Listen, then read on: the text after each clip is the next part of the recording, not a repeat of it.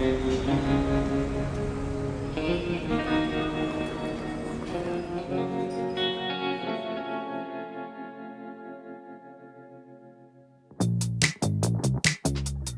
suis ravi de vous accueillir dans ma galerie du 8e arrondissement à Paris, de pas de l'Élysée et de l'avenue Matignon.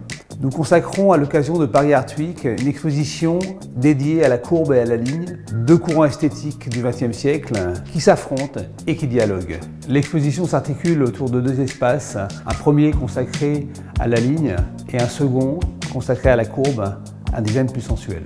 Nous présentons des œuvres iconiques du design scandinave, français, italien, brésilien et belge.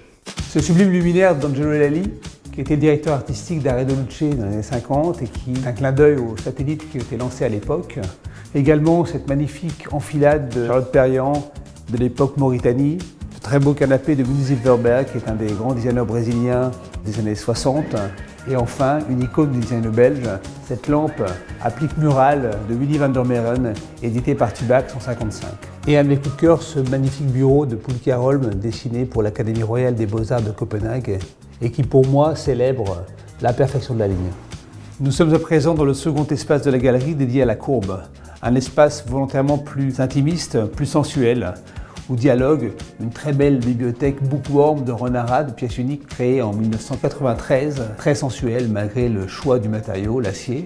Et face à elle, un magnifique lustre de Carlo Scarpa, créé en 1940 et réédité par Vanini en 1990. Nous avons choisi également cette table de Joe Ponti, un modèle à croisillon qui est iconique du design de Joe Ponti, qu'il a créé en 1935. L'ensemble est complété par ces deux sculptures de John Kissler qu'il a créées en 1947 pour la galerie de Pays Guggenheim à New York.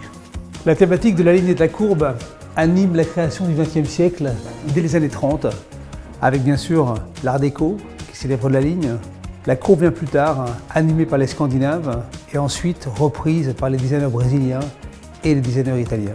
Aujourd'hui, on peut dire que la ligne et la courbe coexistent, cohabitent dans un design du XXe siècle qui se prolonge au XXIe siècle. Et vous êtes plutôt ligne ou courbe ?